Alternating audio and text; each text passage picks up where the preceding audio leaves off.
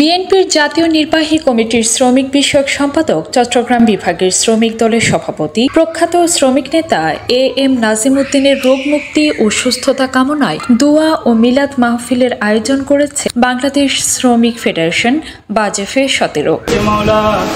আল্লাহ তোমার আজকের মিলাদের আয়োজন আল্লাহ যাকে উদ্দেশ্য করে আল্লাহ নাজিমউদ্দিন সাহেবের সুস্থতার জন্য মৌলা আজকে মিলাদ দোয়ার ব্যবস্থা করা হয়েছে। মৌলা আল্লাহ তোমার দরবারে ফরিয়াদ করি মৌলা, আমি তো গুনাহগার নাচিস নাফরমান মৌলা। আজ 1 অক্টোবর বিকেল 4টার সময় চট্টগ্রাম খুলশী থানাধীন জাকির হোসেন রোড বাংলাদেশ শ্রমিক ফেডারেশন বাজেফে 17 কেন্দ্রীয় সভাপতি কে খোদা তোতনের নিজ বাসায় এই দোয়া মাহফিলের আয়োজন অনুষ্ঠিত হয়েছে।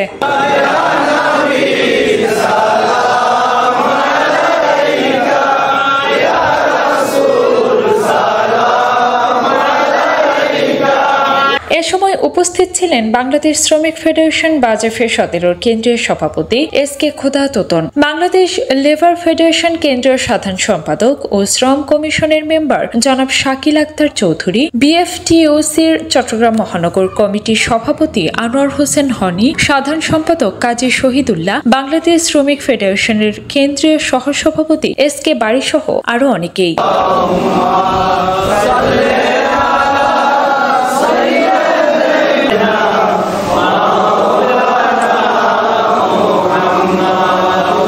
এতে কে খোদা তোতন বলে এম নাজিম উদ্দিন ভাই একজন নির্যাতিত ও শ্রমিকদের প্রিয় নেতা। আজকে তিনি অসুস্থ হয়ে মেডিকেলে ভর্তি রয়েছেন। আমরা সকলে নাজিম উদ্দিন ভাইয়ের জন্য দুহাত তুলে মহান আল্লাহ তাআলার কাছে প্রার্থনা করি, তিনি দ্রুত সুস্থ হয়ে আমাদের মাঝে যেন ফিরে আসেন।